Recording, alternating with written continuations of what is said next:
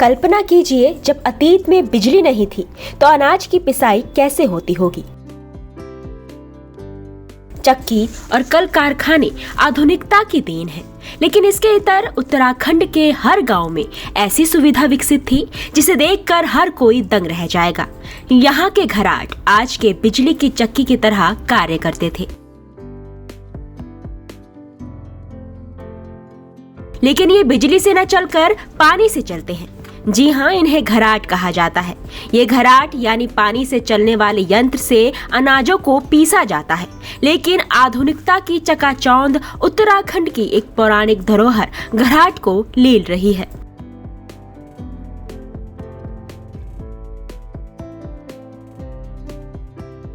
लेकिन पिथौरागढ़ की एक छात्रा ने घराट को फिर से जीवित करने की पहल की है। छात्रा ने घराट से जुड़ा एक मॉडल तैयार किया है जो काफी मॉडर्न और बेहतर है। यही वजह है कि छात्रा के मॉडल को राष्ट्रीय स्तर पर जगह मिली है।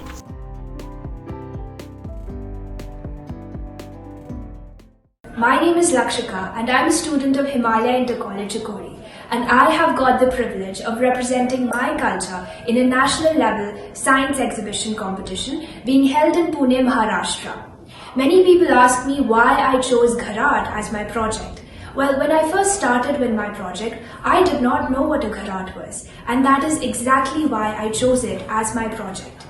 It is one of those practices which is getting endangered, and no one of my own generation or of my own age knows what it is.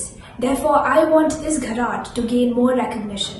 A Gharat can solve so many problems, and people are ignoring it. I want it to gain recognition in today's world. It can solve problems and it can give us nutritional food. It can work in places with water scarcity and so much more. Therefore, I ask you for your help that please recognize this endangered practice and make sure that you use it in your day-to-day lives as well. दरअसल Himalaya inter college चकौड़ी की कक्षा 12वीं की बाल वैज्ञानिक लक्षिका बिष्ट ने पारंपरिक घराट पर शोध करते हुए एक मॉडर्न घराट बनाया है जो कि कम पानी होने पर भी आसानी से चल सकता है। इतना ही नहीं, पारंपरिक घराट की तुलना में ये काफी तेजी से अनाज को भी पीस सकता है। इसके अलावा जो पानी नीचे की ओर बहता है उससे बिजली उत्पादन भी किया जा सकता है।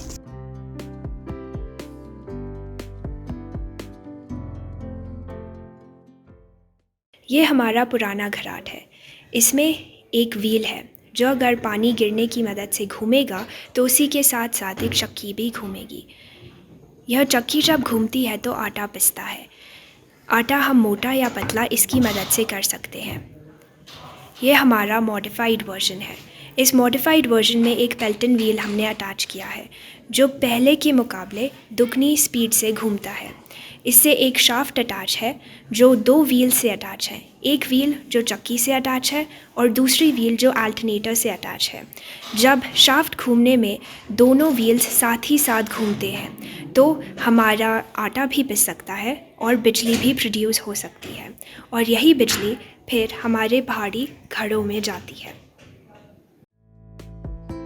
आपको बता दें कि पानी से चलने वाले घराटों में पीसा आटा काफी पौष्टिक माना जाता है। यही वजह है कि पारंपरिक घराट को आधुनिकता देते हुए लक्षिका ने कमाल का मॉडल तैयार किया है जिसे राष्ट्रीय स्तर पर जगह मिली है। लक्षिका के मॉडल का राष्ट्रीय विज्ञान महोत्सव के लिए चयन हुआ है।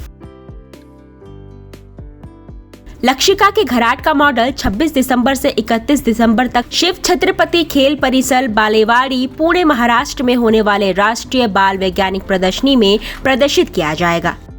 लक्षिका ने बताया कि वह अपने मॉडल के जरिए उत्तराखंड की पौराणिक और पारंपरिक धरोहर को एक पहचान देना चाहती हैं। विलुप्त होते घराटों को आधुनिकता के साथ जीवित करने का प्रयास देखकर लक्षिका के स्कूल के प्रिंसिपल को उन पर गर्व है। साथ ही लक्षिका के मॉडल का चयन राष्ट्रीय विज्ञान महोत्सव के लिए होने पर उन्होंने लक्षिका को बधाई दी है।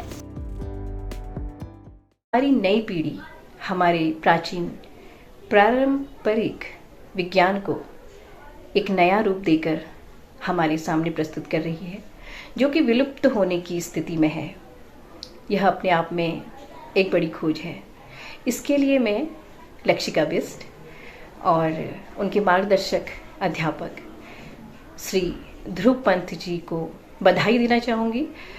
कि वह इसे राष्ट्रीय स्तर में प्रस्तुत करने में सफल रहे। आज के चकाचौंध में घराट विलुप्त हो गए हैं। लक्षिका की ओर से तैयार किया गया घराट आज पर्यावरण की दृष्टि से मील का पत्थर साबित होने के साथ ही बिजली उत्पादन और स्वरोजगार के क्षेत्र में भी बड़ा आयाम साबित हो सकता है। ऐसे में दरकार सरकार की मदद की है ताकि लक्षिका के मॉडल को सराहा जाए और धरातल पर उतारा जाए। संवाद 365 के लिए बैरीनाग से प्रदीप महारा की रिपोर्ट।